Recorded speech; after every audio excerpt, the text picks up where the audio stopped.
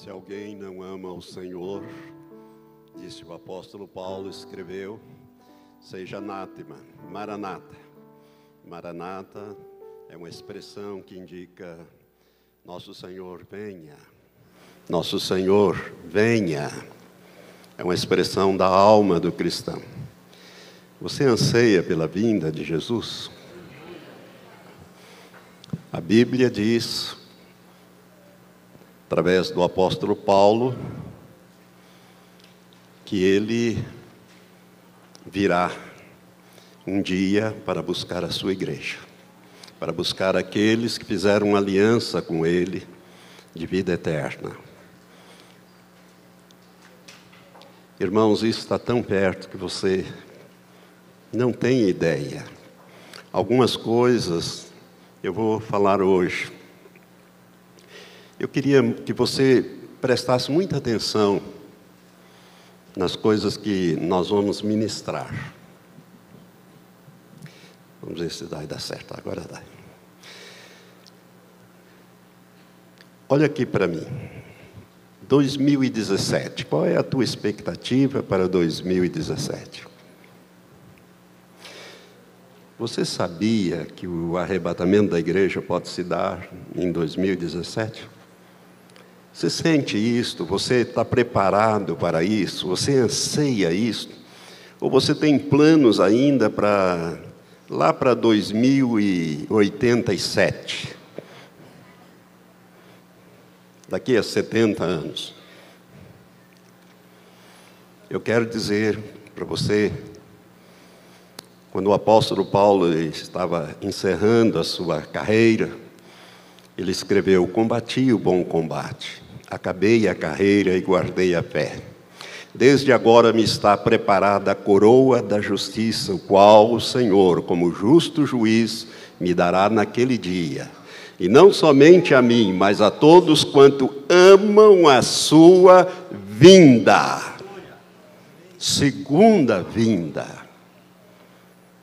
Ele encerrou a sua carta dizendo, eu combati o bom combate. Eu acabei a carreira, eu estou preparado. Dias depois, o apóstolo Paulo foi executado. Como cidadão romano, ele foi decapitado por ordem do imperador, por ser cristão. Eu não sei se você sabe, mas no ano de 2016, a estatística saiu anteontem, no Gospel Prime. A cada 6 minutos deste ano, um cristão foi morto, por ser cristão, neste mundo. Então, aquele número de mártires do 5º selo está praticamente fechado.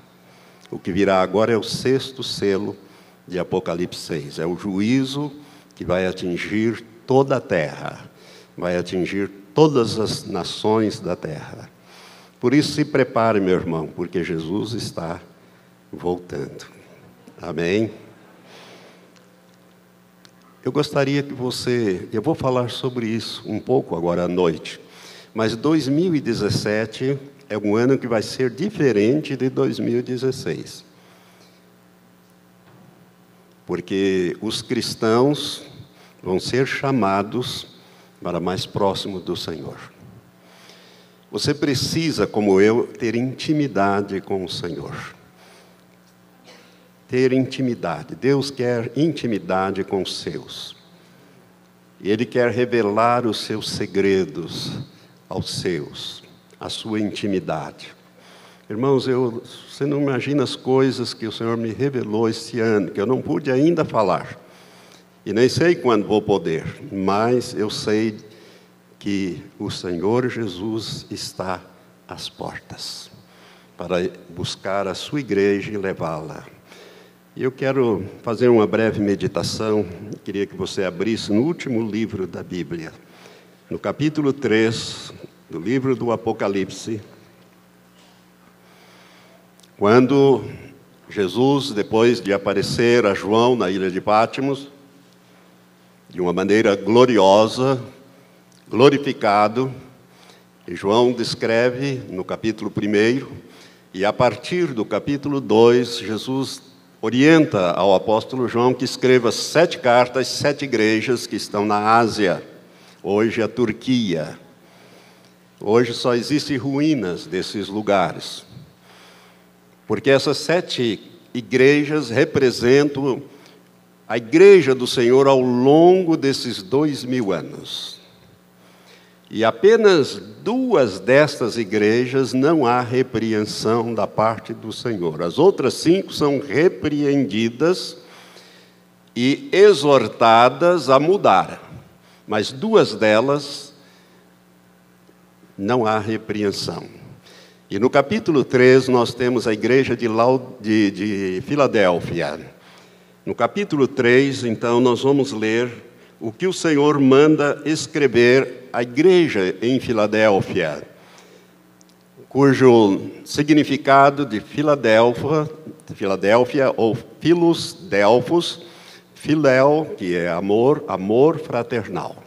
Significa Filadélfia, amor fraternal. E o Senhor, mandando escrever esta carta, ele diz no verso 10 até o 13: Porquanto guardaste a palavra da minha perseverança, olhe para esta palavra, perseverança. Porquanto guardaste a palavra da minha perseverança, também eu te guardarei da hora da provação que há de vir sobre o mundo inteiro, para pôr à prova os que habitam sobre a terra. O Senhor está falando de um juízo que vai atingir toda a terra, toda a terra. E ele diz: eu vou te guardar, Filadélfia, eu vou te guardar desta hora de provação.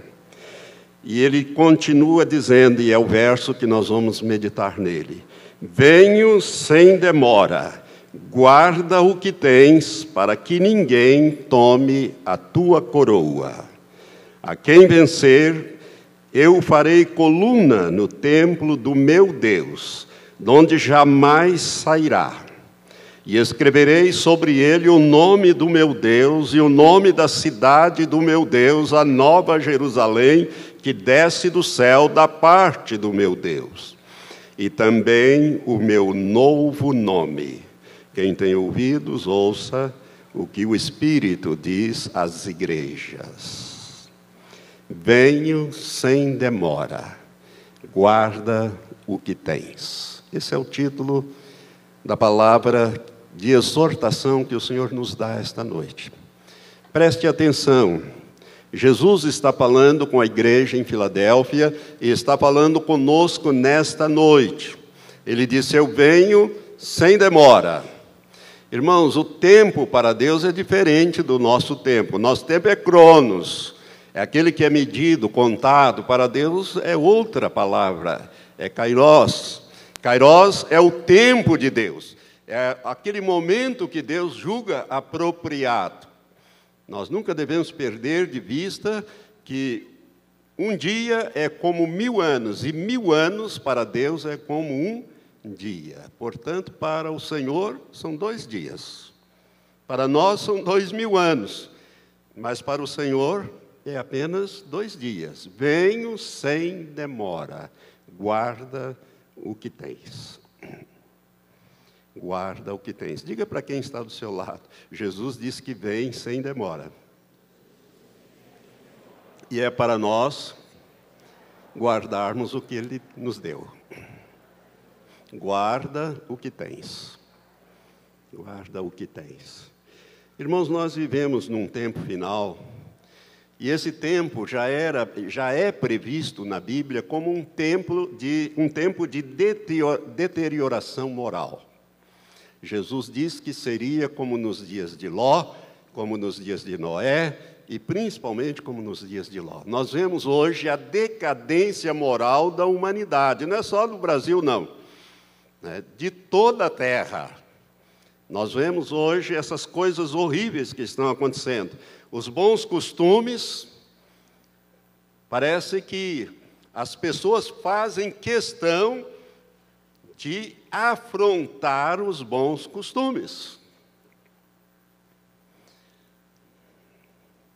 A ética, então, se nós fôssemos falar da ética, nós não precisaria até falar muito, porque a Lava Jato está todos os dias na televisão, no rádio, nos noticiários, e ali você observa como agiram estes homens públicos que tiveram o voto da população.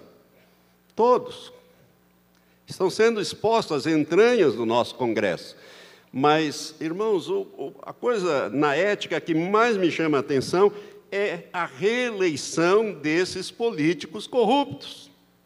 Inclusive, nesta última eleição, nós temos aí 16 prefeitos e centenas de vereadores que estão com a ficha suja, não poderiam nem concorrer, mas a justiça vai levando assim a coisa e agora ficaram impedidos de tomar posse. Alguns estão até na cadeia, como ali de Foz do Iguaçu. Aqui, na nossa terra, Foz do Iguaçu, só tem, parece que um só solto. Um vereador, o prefeito, e todos os outros estão presos por corrupção, por desmanda. A ética. Os homens perderam a vergonha, e as mulheres, na área moral, parecem, não todas, né? A gente tem que ressalvar, mas está ficando complicado na face da terra. E Jesus disse que isto seria quando ele tivesse para voltar. O Supremo Tribunal Federal, numa decisão, para não dizer nada, esquisita, extremamente esquisita, aprovou o aborto do feto até os 3 meses de idade, quando o feto já está completo. Agora é só crescer.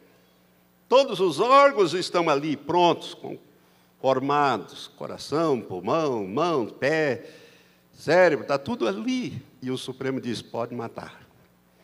Segunda turma do Supremo, invadindo a competência do Congresso Nacional, decidiu assim. Na Suprema Corte, homens e mulheres esclarecidos estão lá, tomaram uma decisão absurda dessa, quando a Constituição proíbe o aborto, a não ser nos casos que especifica. O Supremo vem decidindo contra a palavra de Deus, contra os bons costumes, né, a união civil dos gays, das lésbicas, com direitos previdenciários, hereditários, direitos de adoção. Isso é uma deterioração moral. Passeata em favor da legalização da maconha, aprovada pelo Supremo Tribunal Federal e incentivada pelo ex-presidente Fernando Henrique Cardoso, a maior decepção na minha vida que eu tive com aquele homem. Porque nós sabemos que se legaliza a maconha, depois vão legalizar a cocaína, vão legalizar o crack, vão legalizando tudo, inclusive a pedofilia, que já está no anteprojeto do Código Penal. A legalização da pedofilia. Irmãos, nós vivemos no tempo final. Se ainda não acordou para isso, saiba que não dá para piorar mais.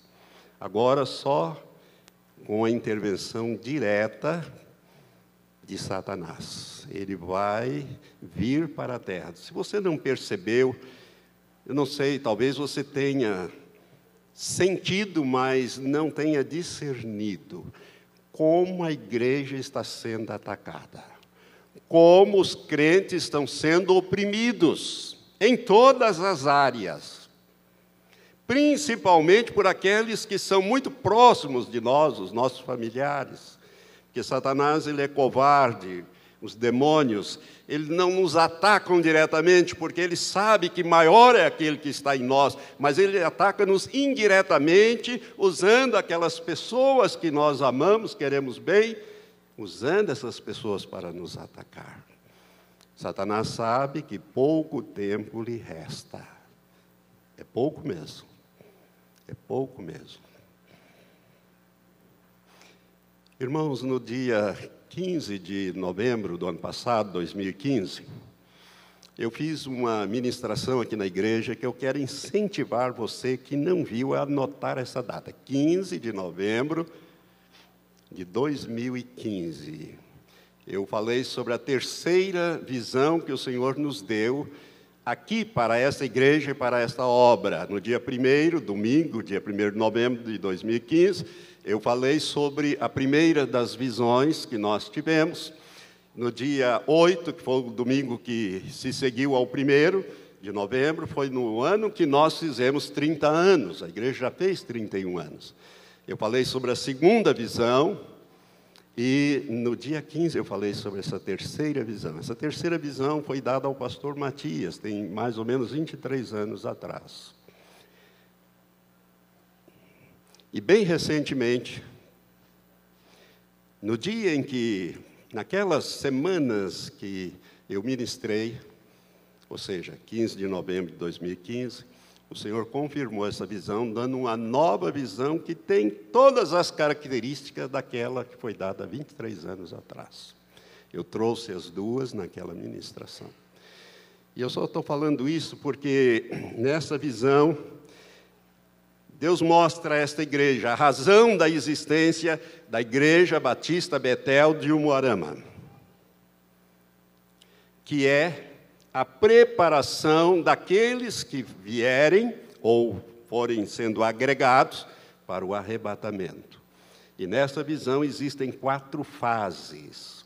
É uma caminhada de 4 fases. A primeira é a fase das areias movediças. Muitos deixaram de caminhar pelo caminho e saíram pelas laterais e pelos caminhos próximos ao caminho que nós estávamos caminhando e dirigindo aquele povo, um grande povo, e perderam-se, afundaram-se nas areias movediças. A segunda fase foi aquela fase dos enganos, das divisões. E ali naquela fase são mostradas touceiras de capim, onde tinham serpentes venenosas, e todos os que saíram daquele caminho foram picados e pereceram, e os que foram ajudar também foram picados. A terceira parte, essa nós estamos nela, estamos quase terminando essa fase. Tem mais algum tempo ainda. É a derrubada daquela grande mata onde foi tacado fogo, e ficou tudo escuro, e quando nós chegamos lá, o dia já havia declinado, o manto da noite descia, e eu disse, não entra por aí, me sigam, porque eu sei uma trilha, e declinei para a direita, eu sei de uma trilha que vai nos permitir a travessia em segurança, venham atrás de mim. E nós começamos a atravessar, e quando estávamos terminando, o Senhor mostra a última fase. Nós íamos voltar novamente para a estrada, para o caminho, mas iriam aparecer enormes animais ferozes do lado direito e do lado esquerdo. Grandes ursos, grandes leões, grandes gorilas de 8 metros de altura, tipo King Kong, é daquele tipo. Leões enormes que urravam, e quando eles urravam, o chão estremecia. E eu dizia, sigam-me neste caminho, não saia para fora. Se você sair para um lado, pensando que pode escapar, eles vão te pegar e você vai se perder. Mas se você ficar firme aqui no caminho, eles não podem entrar. Então, fique firme no caminho. E a ênfase ali é o caminho, manter-se. A palavra, a Bíblia diz que lâmpada para os meus pés é a tua palavra e luz para o meu caminho. Então, nós não podemos sair. Então, eu quero incentivar você a fazer isso. Porque o Senhor está te dizendo nesta noite, venho sem demora. Guarda o que tens. Guarda o que tens, para que ninguém tome a tua coroa. Tome a tua herança. Diga assim, a minha coroa é a minha herança espiritual. Irmãos, a Bíblia, Jesus está dizendo aqui, tome cuidado. Eu estou chegando, guarda o que você tem, para que ninguém tome a tua coroa, tome a tua herança. E a pergunta é possível perdermos a nossa coroa ou a nossa herança? A resposta é sim. Se não fosse, não haveria essa advertência à igreja de Laodiceia, que não havia nenhuma condenação para aquela igreja. O Senhor disse, olha, vai passar por um período terrível, que vai atingir toda a terra. É o 6º selo. Preste bem atenção nisso. Porquanto guardaste a palavra da minha perseverança, também eu te guardarei da hora da provação, que há de vir sobre o mundo inteiro para pôr à prova os que habitam sobre a terra. Venho sem demora. Guarda o que tens, para que ninguém tome a tua coroa. Irmãos, Jesus diz a outra igreja, essa é a carta à igreja Laodiceia, mas se você quiser olhar para o verso, capítulo 2, quando ele fala a outra igreja, Esmirna, que não tem nenhuma repreensão para ela, a pequena, mas espiritual igreja de Esmirna, o Senhor diz algo muito importante no verso 10. Capítulo 2 de Apocalipse, verso 10, o Senhor diz, não temas o que hás de padecer, eis que o diabo está para lançar alguns de vós na prisão, para que sejam provados, e tereis uma tribulação de 10 dias. Sê fiel até a morte, e dar-te-ei a coroa da vida. Sê fiel até a morte. Esse versículo tem 2 maneiras de se interpretar. Sê fiel, já que vocês vão passar por uma provação terrível, seja fiel mesmo diante da morte, e eu vou te dar a coroa da vida.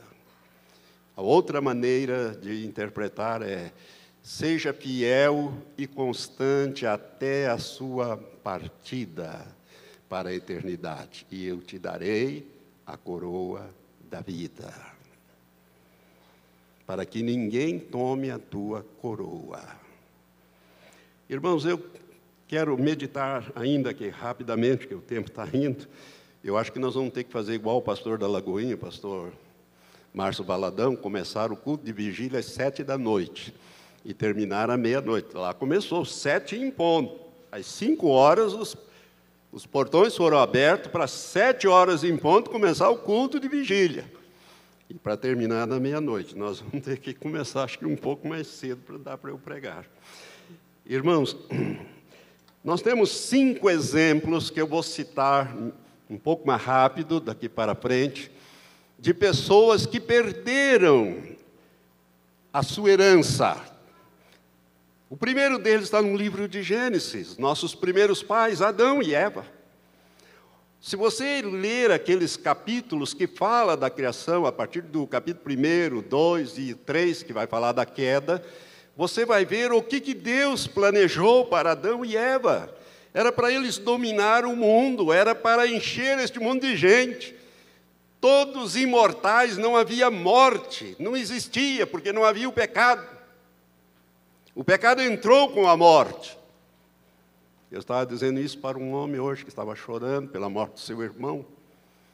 Eles eram gêmeos. E eu disse, a morte não faz parte da história do homem. Ela foi um terrível acidente que entrou na história do homem por causa do pecado. O salário do pecado é a morte, mas o dom gratuito de Deus é a vida eterna em Cristo Jesus, nosso Senhor. Adão e Eva, né? Se nós fôssemos falar das promessas que Deus fez, o paraíso que Deus criou, restaurou toda a terra, criou tudo, ou recriou tudo, colocou tudo na sua perfeição. Tudo que Deus faz é perfeito. Ele não precisa ficar ensaiando e arrumando e aperfeiçoando. Ele é perfeito e tudo que ele faz é perfeito. E nós sabemos o que aconteceu. Esse casal foram os primeiros que perderam a herança, jogaram fora o que tinha. E a Bíblia diz que Adão viveu 930 anos, debaixo daquela sentença que Deus disse, olha, a terra agora é maldita por tua causa. Ela vai produzir o que não era para ela produzir. Às vezes eu brinco com a minha esposa, eu digo, será por que tem o pernilongo? Né? Eu não vejo função para o pernilongo a não ser trazer desgraça na vida da gente. Mas é consequência do pecado.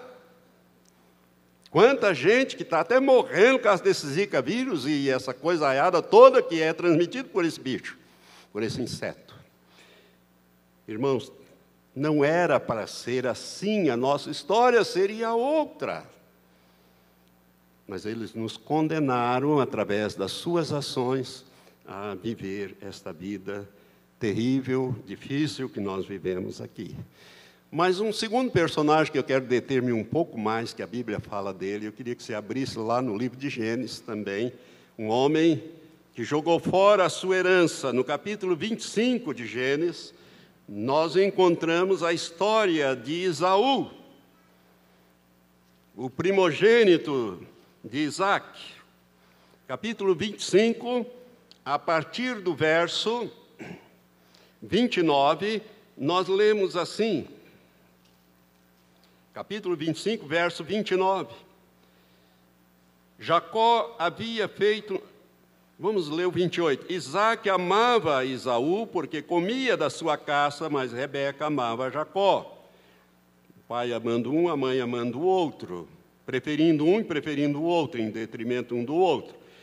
Diz o 29, Jacó havia feito um guisado quando Esaú chegou do campo, muito cansado, e disse Esaú a Jacó, deixa-me, peço-te, comer desse guisado vermelho, porque estou muito cansado. Por isso se chamou Edom, que significa vermelho.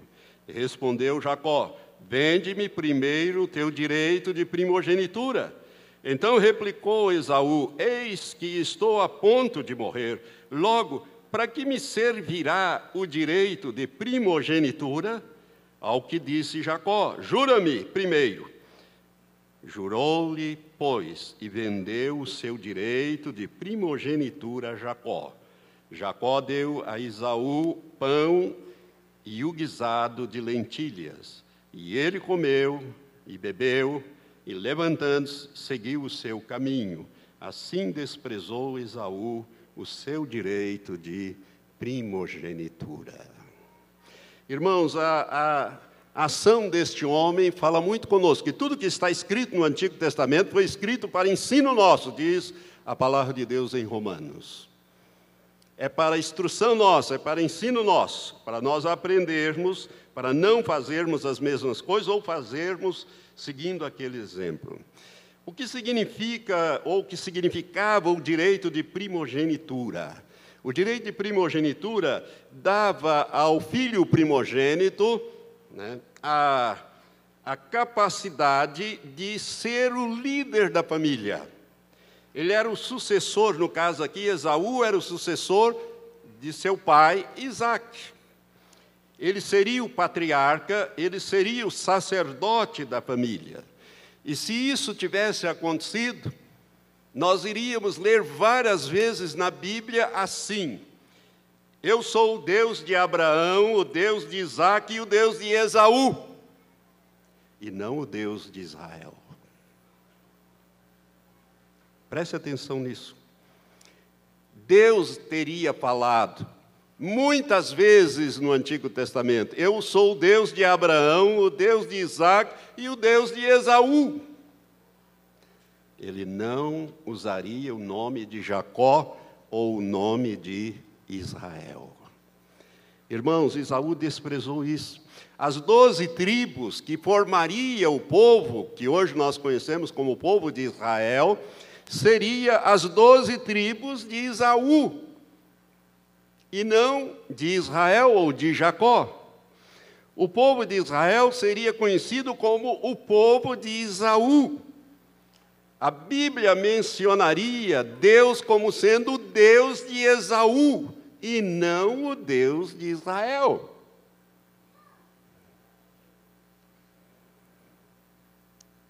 Esaú teria um povo hoje, lá no Oriente Médio, e não Jacó, e não Israel. Amados, olha aqui para mim. O Messias, Jesus de Nazaré, teria vindo da descendência de Esaú, e não Israel, e não de Jacó.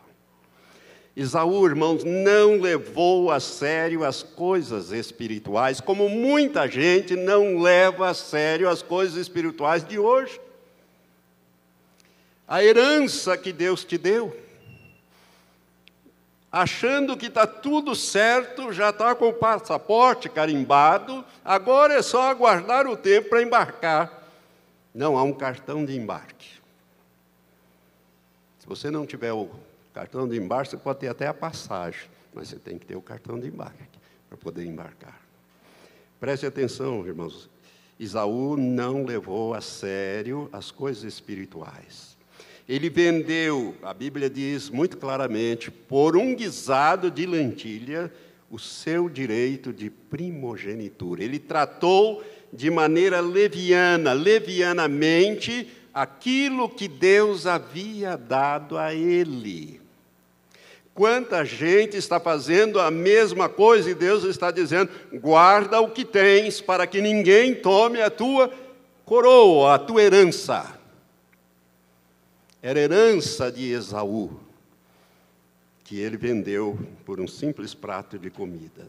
Eu queria que você fosse comigo no Novo Testamento para notarmos o que o Espírito Santo revelou ao autor da carta aos Hebreus, que muito provavelmente foi escrito pelo apóstolo Paulo, ainda que não diga, mas tem todo o estilo do apóstolo Paulo. No capítulo 12 de Hebreus, no verso 16 e 17, nós lemos assim acerca desse episódio: e ninguém seja devasso ou profano como Esaú, que por uma simples refeição vendeu o seu direito de primogenitura.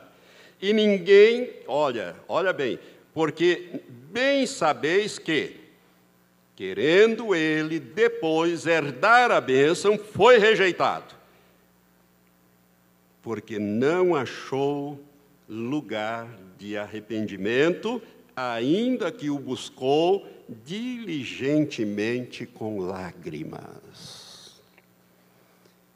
Guarda o que tens, para que ninguém tome a tua coroa, a tua herança.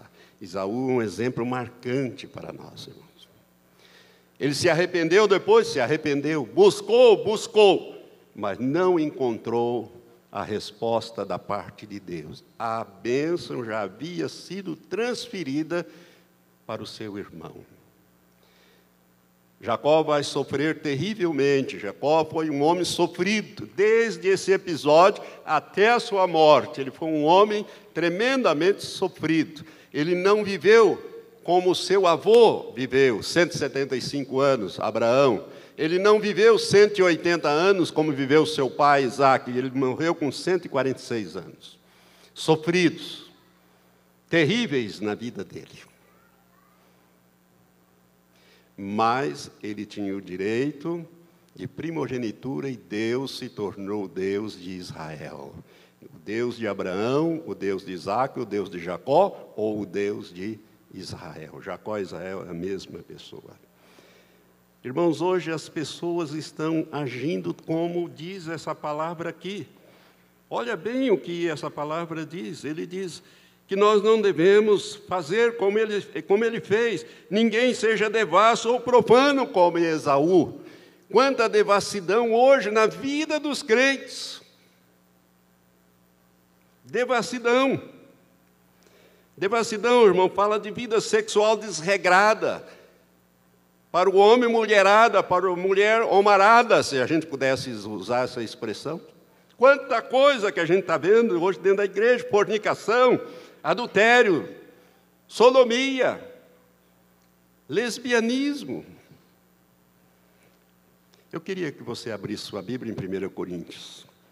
Vamos voltar um pouco ali de Hebreus, vamos a 1 Coríntios, porque esse texto fala muito. E por si só ele já é suficiente, nem precisa de comentário. Capítulo 6, 1 Coríntios. O apóstolo Paulo, inspirado pelo Espírito Santo, ele nos fala e nos escreve assim, a partir do verso 9 de 1 Coríntios 6. Diz assim: não sabeis que os injustos não herdarão o reino de Deus? Não vos enganeis, nem os devassos. A Bíblia chama Esaú de devasso. Ele tinha várias esposas, aquelas mulheres infernizavam a vida da mãe dele, do pai dele. Era uma desolação na vida de Isaque e de Rebeca, e também na vida dele. Diz assim: não vos enganeis, nem os devassos, nem os idólatras, nem os adúlteros, nem os efeminados, nem os sodomitas, nem os ladrões, nem os avarentos, nem os bêbados, nem os maldizentes, nem os roubadores herdarão o reino de Deus. E tais fostes alguns de vós, mas fostes lavados, mas fostes santificados, mas fostes justificados em nome do Senhor Jesus Cristo e no Espírito do nosso Deus. Guarda o que tens, para que ninguém tome a tua coroa, a tua herança, a coroa da vida eterna. Amém? Você está me acompanhando? São dois exemplos muito sérios que nós temos. Mas nós temos um terceiro, que eu também não vou ter que passar só pela vida dele, que está lá no livro de Juízes. O livro de Juízes, do capítulo 13 ao 16, são 4 capítulos falando da vida de Sansão. Sansão foi outro, né? Teve um nascimento glorioso, anunciado pelo anjo do Senhor 2 vezes, uma vez para sua mãe e outra vez para o seu pai. Sansão era nazireu, era um homem consagrado para uma obra específica. Sansão tinha um físico perfeito, uma força extraordinária. Irmãos, é o primeiro super-homem. Hoje nós temos super-homem de mentirinha aí, de Hollywood, que é os filmes de sucesso hoje. Voa para cá, voa para lá, dá soco para cá, pancada para lá. É isso que está fazendo, né? Os heróis. Sansão foi o primeiro verdadeiro super-homem. Quando o Espírito de Deus o apanhava, vinha sobre ele, ninguém conseguia levar vantagem sobre Sansão. Tinha um físico perfeito, uma força extraordinária, poderia ter tido uma família, poderia ter filhos, mas ele vendeu a sua herança por uma prostituta, Dalila. Ninguém seja devasso ou profano. Guarda o que tens, para que ninguém tome a tua coroa. Sansão fracassou na sua missão, ele não conseguiu libertar, ele era um dos juízes que deveria libertar o povo de Israel do jugo midianita e governar o povo. Morreu tragicamente, ele fracassou, ele teve uma morte vergonhosa, ele foi o palhaço da corte.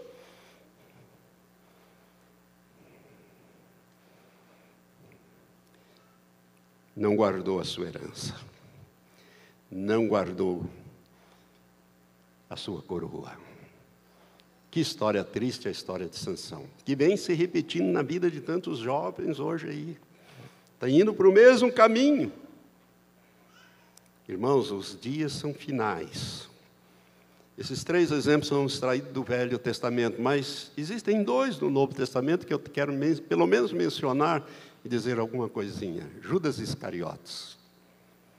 Judas Iscariotes, escolhido por Jesus para ser um dos 12 apóstolos, para herdar uma herança extraordinária.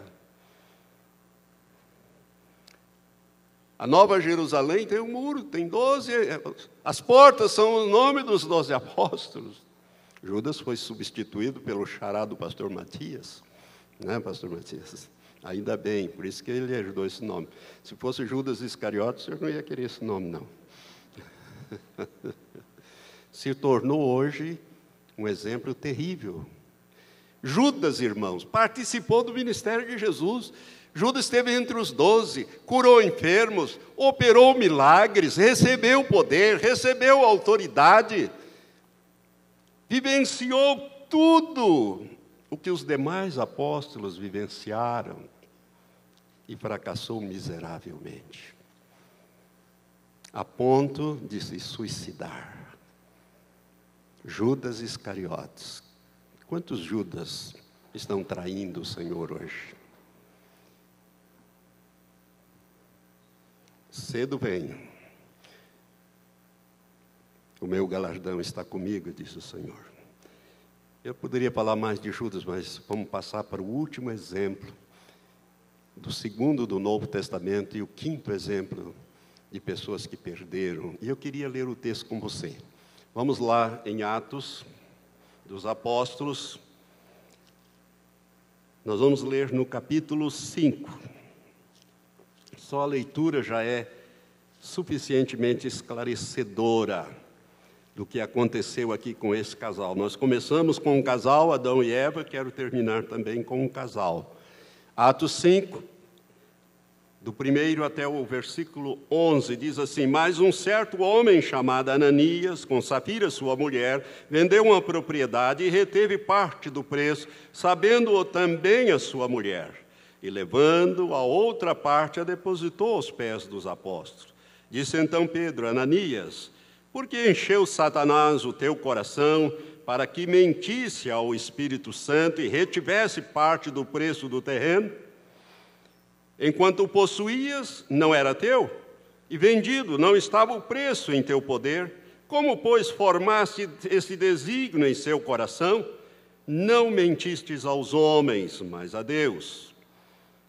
Se você ler, fosse um pouco mais para trás, você vai ver que houve um tempo em que as pessoas sentiam uma direção como Barnabé e vendiam o que tinha e depositavam o preço aos pés dos apóstolos para que todos tivessem acesso à comida, à roupa, etc. E o Ananias e a Safira venderam um terreno e resolveram enganar, achando que estariam enganando os apóstolos.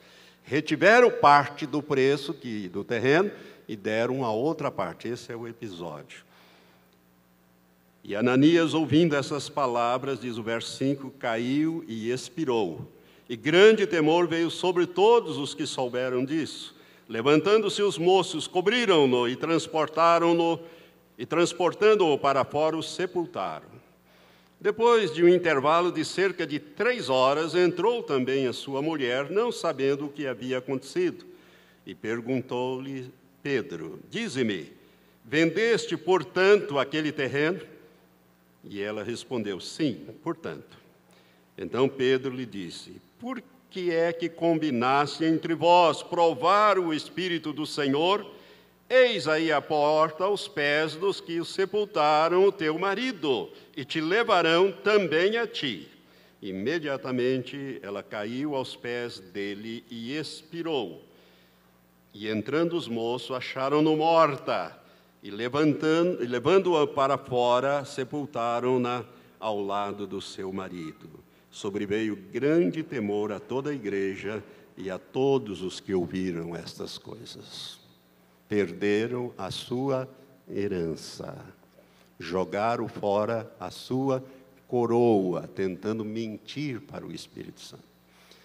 Irmãos, quantas vezes nós descobrimos coisas, chega ao nosso, e a gente vai e confronta, não. Me dá vontade, às vezes, agir como Pedro.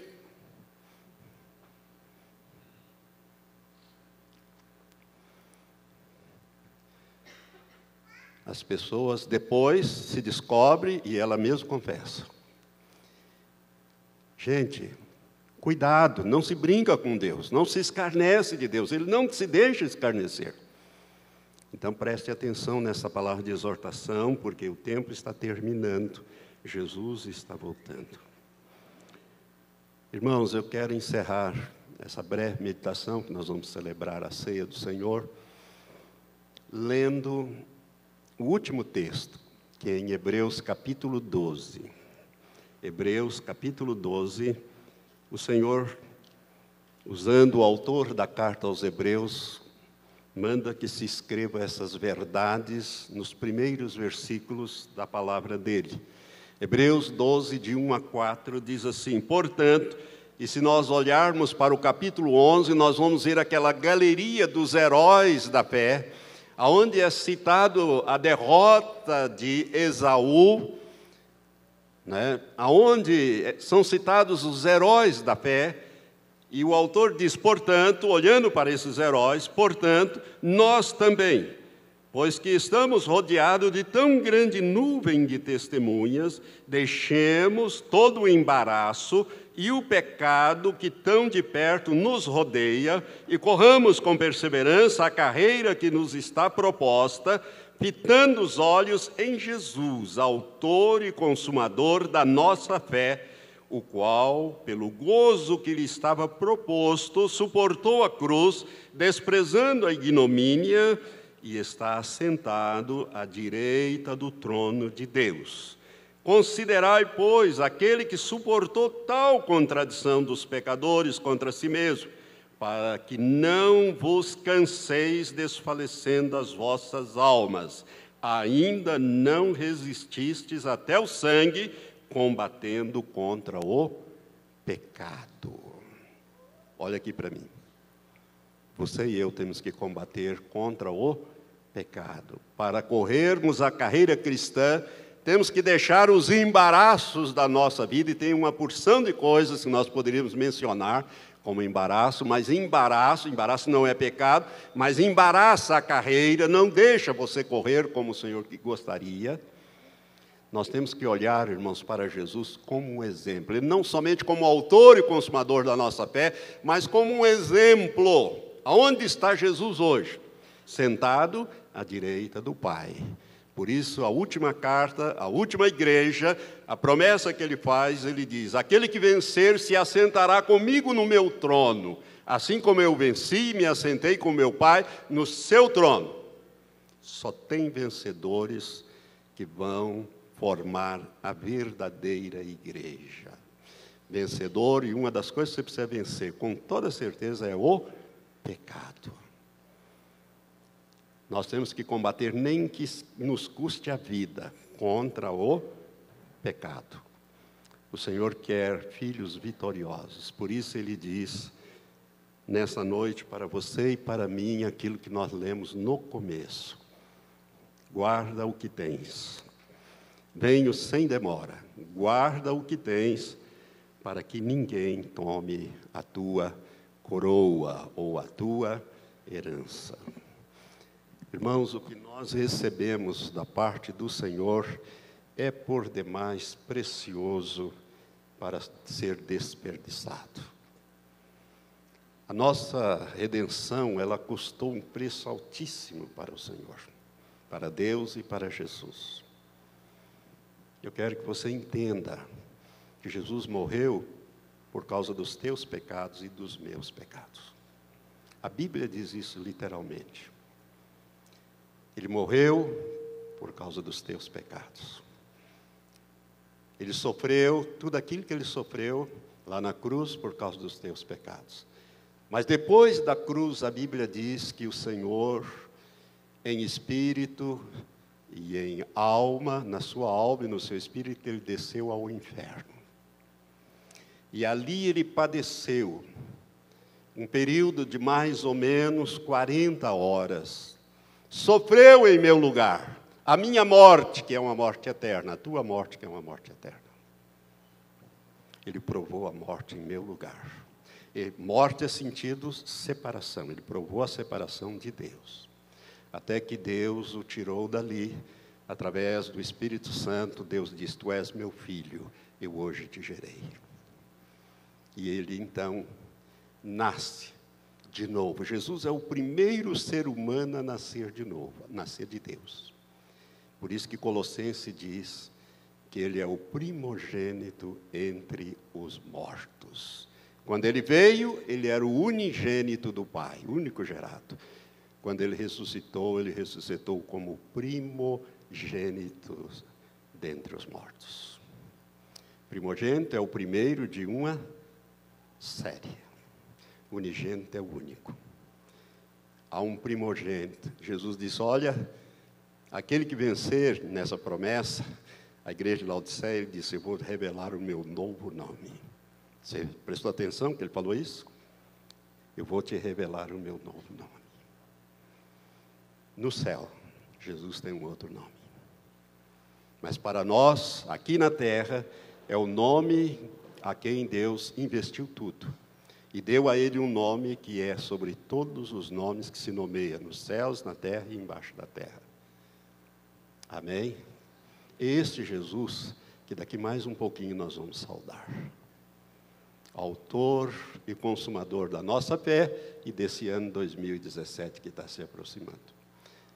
Eu creio, irmãos, que dentro de algum curto tempo, não posso dizer porque eu não sei, o Senhor não me revelou, mas Ele me fez sentir muito fortemente que o arrebatamento da igreja é nessa geração e acabou. E eu estou quase já partindo, né? Porque eu já tenho 73, já passei o prazo de validade, né? Então, ou você ora muito para que o pastor continue vivo ainda, né? Senhor, eu ainda quero fazer isso, quero fazer aquilo, então vou começar a jejuar e orar para que o pastor viva pelo menos 90 anos, para dar tempo. Eu te digo que não vai dar. Tanto tempo assim não vai dar, ele volta antes. Aleluia. Irmão, prepare-se para os grandes acontecimentos de 2017. 2017 será um ano diferente. Faça aquilo que eu tenho dito. Seja previdente. Faça aquilo que eu tenho dito. Estoque alimentos, estoque remédio de uso permanente ou contínuo. Se prepare, porque virão os tempos difíceis. Nós já estamos nos tempos trabalhosos e eles vão ficar ainda mais trabalhosos. Mas lembre-se das promessas do Senhor. Eu faço diferença entre aquele que me serve e aquele que não me serve. Vocês vão ver isso outra vez, diz o Senhor. O Senhor é o nosso alto refúgio. Ele é, se você está no esconderijo do Altíssimo, que é Jesus Cristo na tua vida, você está à sombra do Deus onipotente e vai ser guardado em todas essas dificuldades que virão. Não tenha medo. Não tenha medo do que virá. Tema a Deus. Se você teme a Deus, você não precisa temer mais nada. E nem ninguém. Amém? Vamos ficar em pé.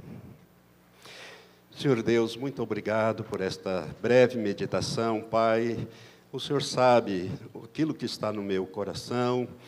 Transforma, Senhor, transporta para o coração dos meus irmãos e irmãs. Que ninguém seja pego, Senhor. Ó Deus, como Esaú ou como qualquer um outros desses personagens que a Bíblia coloca aí para exemplo nosso. Senhor, nós queremos estar preparados para a volta do Senhor. Então, vê aquilo que há de errado em nós. Se há algum caminho mal, sonda o nosso coração, muda a nossa vida, transforma-nos, Senhor, na imagem de Jesus. Nós queremos ser semelhantes a Jesus, para que Ele seja o primogênito, como diz a Tua palavra, entre muitos irmãos.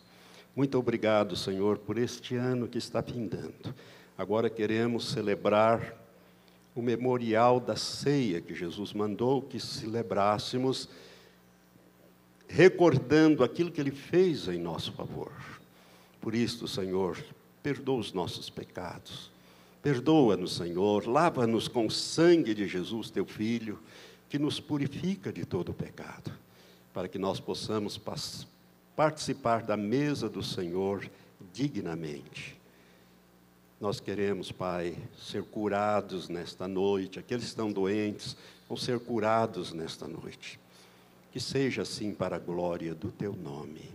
Amém. Eu convido os diáconos, diaconisas para estarem aqui comigo, os que vão participar, para servir aos irmãos. E nós vamos então agora ler o texto. Não precisa abrir a sua Bíblia, nós usamos o texto que o Senhor Jesus deu diretamente ao apóstolo Paulo, e ele registrou na primeira epístola de Coríntios, capítulo 11, sobre a maneira correta de celebrar a Santa Ceia, ou a Ceia do Senhor. Como nós temos hoje muitos visitantes, eu quero convidar todos os que nos visitam, que são membros de uma igreja evangélica, que já foram batizados, por imersão ou aspersão, mas foram batizados, em nome do Pai, do Filho e do Espírito Santo. Se você está em plena comunhão com o Senhor e com a sua igreja, nós queremos convidá-lo a participar conosco da mesa do Senhor. Em caso contrário, se você não preenche essas condições, você deve se abster deste ato, conforme nós vamos ler a palavra de Deus agora. Porque eu recebi do Senhor, diz o apóstolo, o que também vos entreguei, que o Senhor Jesus, na noite em que foi traído, tomou o pão, e havendo dado graças, o partiu e disse: isto é o meu corpo que é partido por vós, fazei isto em memória de mim. Semelhantemente também, depois de cear, tomou o cálice, dizendo: este cálice é o novo pacto, ou a nova aliança, ou o novo testamento, são várias versões, traduzem assim, o novo pacto no meu sangue, fazei isso todas as vezes que o beberdes em memória de mim. Porque todas as vezes que comerdes deste pão e beberdes do cálice, estareis anunciando a morte do Senhor, até que ele venha. De modo que qualquer que comer do pão ou beber do cálice do Senhor indignamente, será culpado do corpo e do sangue do Senhor. Examine-se, pois, o homem a si mesmo, e assim coma do pão e beba do cálice. Porque quem come e bebe para a sua própria condenação, se não discernir o corpo do Senhor. Por causa disso, há entre vós muitos fracos, enfermos e muitos que dormem. Mas, se nós nos julgássemos a nós mesmos, não seríamos julgados. Quando, porém, somos julgados pelo Senhor, somos corrigidos para não sermos condenados com o mundo. Por isso que a ceia deve ser tomada, o pão simbolizando o corpo, o suco da videira simbolizando o sangue, por aqueles que têm já compromisso de vida cristã com o Senhor. Se você não fez esse compromisso, você deve se abster e fazê-lo logo. Entregar a sua vida a Jesus, para que você possa participar desse simbolismo que nós vamos praticar agora. Nós vamos orar. Senhor, mais uma vez, coloca, Senhor, as nossas vidas, ó Pai, essa multidão diante do Senhor, os que estão aqui, os que estão lá fora, no pátio, através do telão, e te peço, Senhor, em nome de Jesus, que o Senhor sonde agora os corações. Ó Deus, aquilo que estiver errado, que o Teu Espírito nos traga à memória, para que seja corrigido. Ó Deus, e mediante o arrependimento, a confissão e o abandono do pecado, perdoa, Senhor, e restaura esta vida. Nós assim oramos, em nome de Jesus, nosso Senhor. Amém. Graças a Deus. Quero convidar o pastor Anderson a consagrar o elemento do pão. Pai bendito, nós queremos expressar a Ti a gratidão do nosso coração por tudo que o Senhor acrescentou na nossa vida durante esse ano. Quantas vezes estivemos aqui participando da mesa do Senhor, fomos tão abençoados por Ti, e eu creio que não será diferente nessa noite. Obrigado, meu Deus, pela Tua grande fidelidade sobre a nossa vida. Obrigado pelo sacrifício do nosso amado Senhor e Salvador Jesus Cristo, que a palavra nos ensina que naquela cruz Ele teve o seu corpo moído para que nós pudéssemos ser sarados, curados, transformados pelo Senhor. Pai, nós queremos consagrar neste momento o pão que simboliza o corpo de Jesus, que foi ferido naquela cruz para que nós fôssemos curados. Pai, no momento que nós comemos desse pão, que o Teu Espírito Santo venha sobre nós, que todas as enfermidades elas sejam arrancadas e que nós possamos gozar da herança que o Senhor conquistou para nós. Nós consagramos, meu Deus, as nossas vidas ao Senhor e reconhecemos, ó Pai, que a razão de nós estarmos aqui é o Senhor. Senhor Jesus, nós expressamos a Ti, Pai, tudo que nós temos, tudo que somos, vem do Senhor. Nós Te bendizemos, nós glorificamos, exaltamos o Teu nome. Obrigado por tudo que o Senhor tem feito nas nossas vidas. Pai, que o Teu Espírito Santo presida esse momento e que nós possamos, ó Pai, pela fé tomar posse de tudo o que o Senhor Jesus conquistou naquela cruz por nós. Purifica e santifica cada uma dessas porções, que no momento que nós comemos, Pai, sejamos alcançados pelo Senhor, em nome de Jesus. Amém, Pai. Enquanto a distribuição será feita, nós vamos louvar a Deus com um cântico, e você deve esperar todos, para fazermos isto juntos. Amém?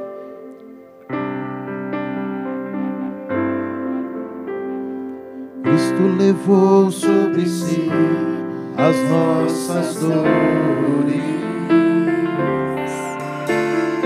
Ele levou sobre si as nossas transgressões. O castigo que nos traz a paz estava sobre ele, e por suas chagas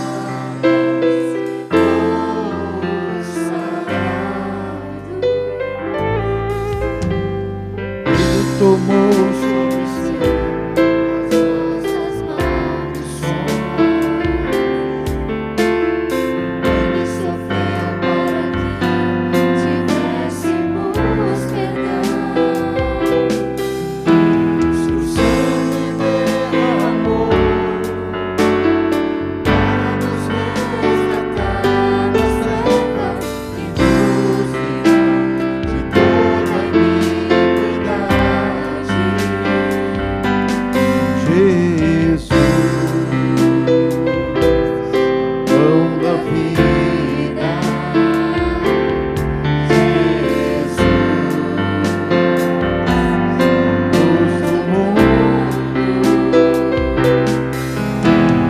Príncipe da paz, maravilhoso conselheiro, fonte de eternidade, amor. Jesus,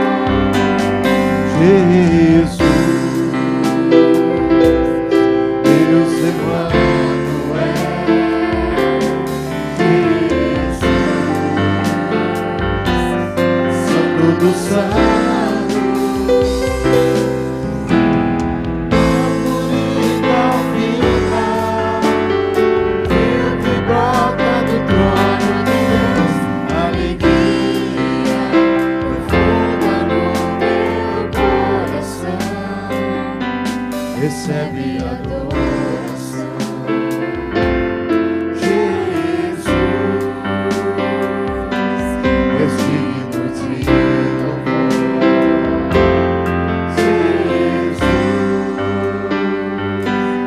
Jesus, pão da vida. Jesus, luz do mundo. Príncipe da paz, maravilhoso conselheiro, fonte de eternidade, amor. Jesus, Deus Emmanuel. Jesus, Santo dos Santos, árvore da vida, rio que brota do trono de Deus, alegria profunda no meu coração, recebe adoração. Jesus, és digno de louvor. Jesus, és digno de. Vai agradecendo a Deus, irmão. Agradeça a Deus por esse privilégio de você estar aqui hoje e participar desse momento da mesa do Senhor, relembrando o que Ele fez por nós. Dentre os presentes, todos foram servidos. Alguém veio para participar e não foi servido do pão? nós queremos servi-lo. Levante a mão bem alto e mantenha-a levantada para que nós possamos identificar aqui ou lá fora.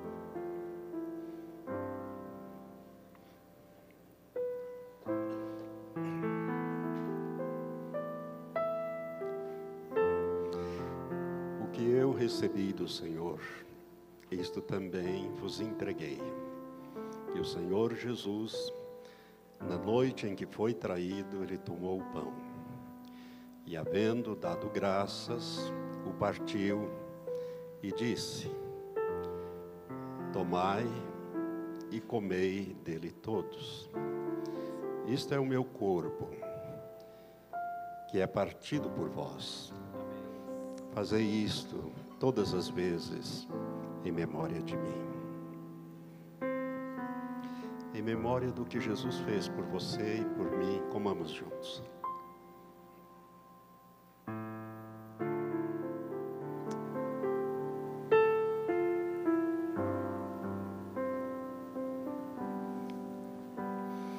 Aleluia, Senhor. Vai tomando posse agora, meu irmão, dos benefícios do corpo. Benefícios do corpo, temos ensinado pela palavra, que é saúde para o nosso corpo físico.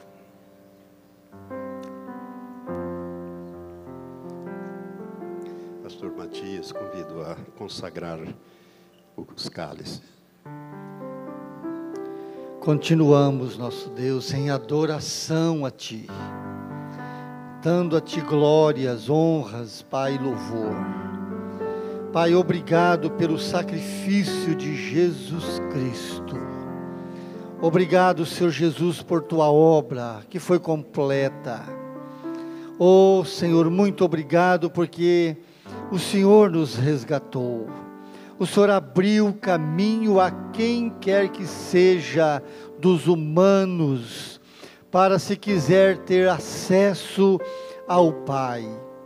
Obrigado, Senhor. Obrigado por este sangue precioso. Este sangue que nos salvou e nos livra, e é o único que pode nos livrar da ira futura, conforme declara-nos a Tua palavra.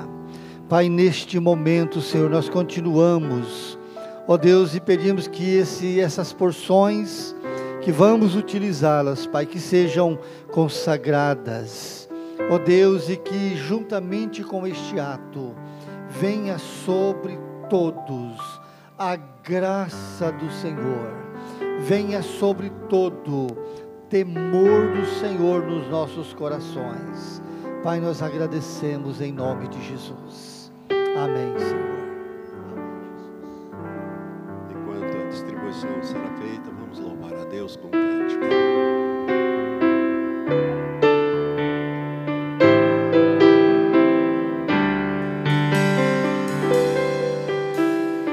Agradecemos, Senhor, pelo pão que nos dá vida, das lembranças a mais querida, prova linda do amor, que levou Jesus à cruz, quando foi por nós partido, como sacrifício vivo.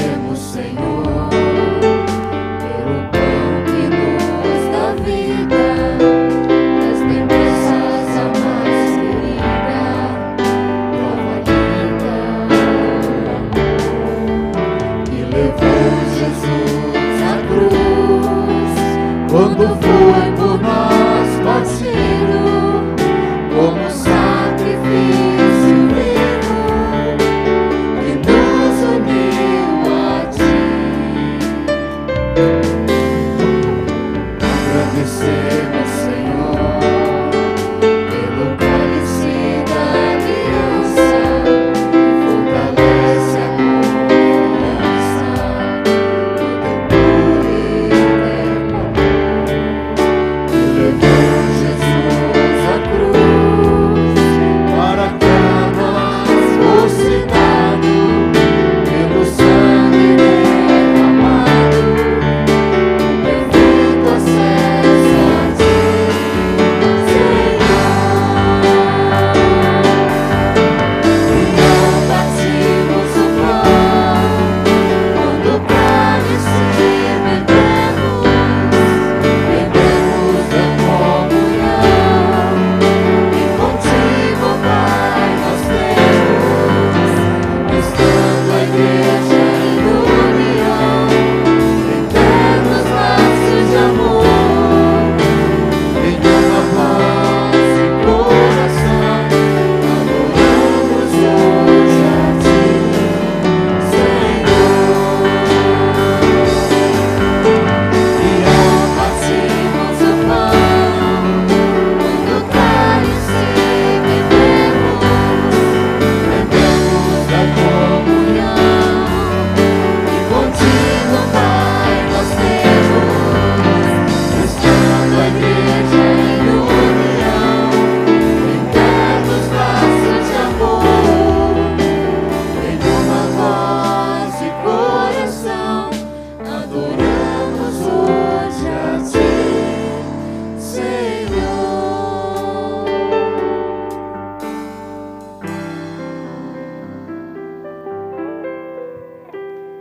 Alguém que foi servido do pão, mas não do cálice, levante bem alta a mão, nós queremos identificá-lo para servir. Não há.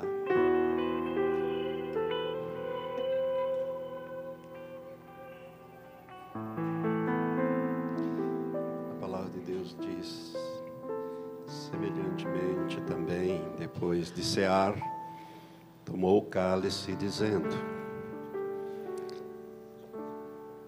isto é a nova aliança, o novo pacto. Outras versões diz o novo testamento no meu sangue. Fazei isso todas as vezes que o beberdes, em memória de mim. Porque todas as vezes que comerdes do pão e beberdes do cálice, anunciais a morte do Senhor até que Ele venha. Você anseia pela vinda de Jesus? Vamos beber então, confiando de que muito breve Ele voltará para nos levar, como diz aquele último canto que nós cantamos na primeira parte do culto. Bebamos juntos.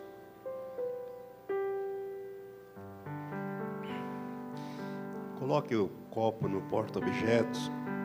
Vamos dar as mãos unindo as duas alas.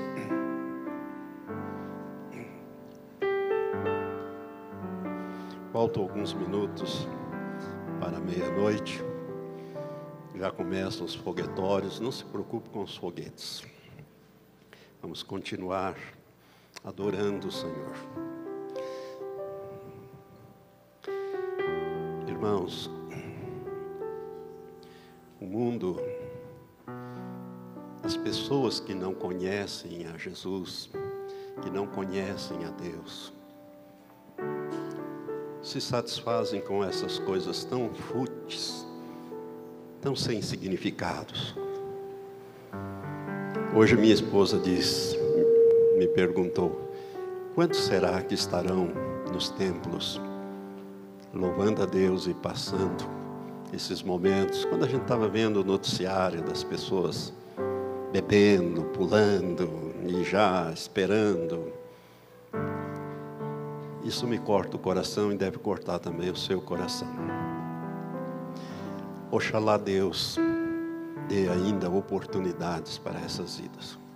E eu creio que o Senhor dará, depois desses eventos, aquela grande multidão que ninguém podia contar, que veio da grande tribulação. Irmãos, vai ser depois do 6º selo, os que estiverem sobre a terra ainda, o Senhor vai derramar do seu Espírito sobre toda a carne. Hoje, Ele não derrama o seu Espírito sobre todas estes ímpios que escarnecem de Deus, escarnecem do Espírito Santo, escarnecem de Jesus. O ímpio vai ser desarraigado, mas o Senhor vai derramar do seu Espírito sobre toda a carne e terá grande colheita para o Senhor. Uma grande colheita, ela requer uma grande semeadura. Primeira semeadura. E para essa semeadura vir, uma grande chuva, um derramar do Espírito de Deus. Eu ministrei isso tem pouco tempo, quando eu falei de uma visão diferente do arrebatamento da igreja. É a chuva serôdia, que vem, primeiro vem aquela chuva temporânea e depois vem a serôdia. A temporânea para preparar a terra e a serôdia para granar o grão e prepará-lo para a colheita, para o amadurecimento. Então, eu quero que você fique com isso na sua mente. O anticristo está próximo para assumir o seu papel na história da humanidade. Preste atenção nisso. O anticristo, ele virá depois desse 6º selo. O Senhor já me mostrou isso. 6º selo faz desaparecer as grandes potências do mundo, porque o anticristo não vai negociar com nenhum Obama, Trump, ou com Putin, ou qualquer outro personagem daí. Ele receberá o seu poder, o seu trono e grande autoridade do próprio Satanás. Por isso o mundo será diferente quando ele assumir.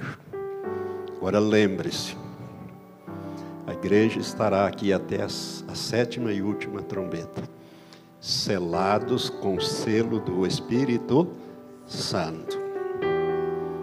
Selo do Espírito Santo, irmão, é a garantia. Ele é a nossa garantia. Primeiro, que o inimigo não toque. Ele não pode tocar em alguém que está selado com o Espírito Santo. Segundo, ele vai nos levar e nos apresentar como a noiva ao seu marido. Então, o aparecimento do anticristo é uma etapa da história do homem que está prestes a cumprir e vai indicar para nós que Jesus está próximo de vir buscar a igreja e depois voltar com a igreja, em poder e grande glória para reinar sobre a terra. Aleluia. E Ele vai restaurar toda essa terra. E ela vai ser como o jardim do Éden a princípio. Amém? E nós vamos reinar com o Senhor.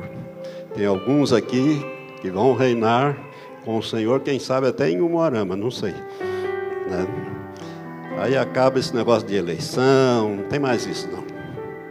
Jesus disse: você vai reinar em tal lugar, você vai governar em meu nome lá, e você vai ver as coisas que Deus vai fazer. Nós somos escolhidos, nós somos eleitos para isso. Por isso, cuida da tua herança, para que ninguém tome a tua herança, para que ninguém tome a tua coroa. Tem uma coroa da vida preparada para você. O apóstolo Paulo diz: desde agora me está preparada a coroa da justiça, que é a justificação em Cristo Jesus, ao qual o Senhor, como justo juiz, me dará naquele dia, e não somente a mim, mas a todos quanto amam a sua vinda. Aleluia. Louvado seja o Senhor. Eu quero fazer agora uma oração para você vai tomar posse. Se tem alguma dor, se tem alguma doença, o Senhor vai te curar agora. É o benefício do corpo. Senhor Deus, muito obrigado, Senhor, por esse privilégio que temos de nos reunir em torno da mesa do Teu Filho amado, nosso Senhor, relembrando o sacrifício que Jesus fez por nós. E a tua palavra, Pai, no livro do profeta Isaías, diz que ao Senhor agradou moê-lo, fazendo-o enfermar. E a tua palavra, nesse mesmo texto, diz que pelas suas pisaduras, pelos seus sacrifícios, pelos seus sofrimentos, pelos seus escárnios, a sua dor, o seu sangue derramado, nós já fomos curados. E agora nós tomamos posse da nossa herança para o ano de 2017. Nós adentramos agora na nossa herança, Senhor, expulsando as doenças do nosso corpo. Saiam doenças do nosso corpo, saia da mente, saia da cabeça, saia dos ouvidos, do nariz, da garganta, da faringe, do esôfago, saia do nosso corpo, dos pulmões, do coração. Em nome de Jesus, saiam doenças, saiam dos nossos órgãos vitais. Saiam agora, em nome de Jesus. Nós expulsamos essas doenças, essas dores, as enfermidades. Jesus levou sobre ele. E nós tomamos posse agora da cura do nosso corpo, desde cima até embaixo, do alto da cabeça, a sola dos nossos pés. Seja queimado todo o câncer, toda a doença maligna, tudo aquilo que veio se alojar no nosso corpo, por causa de coisas que fizemos ou de setas do inimigo que foram lançadas contra nós.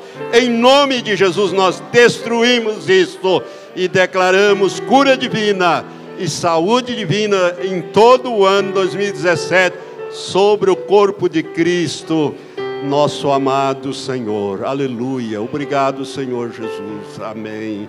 Aleluia. Glória a Deus. Aleluia.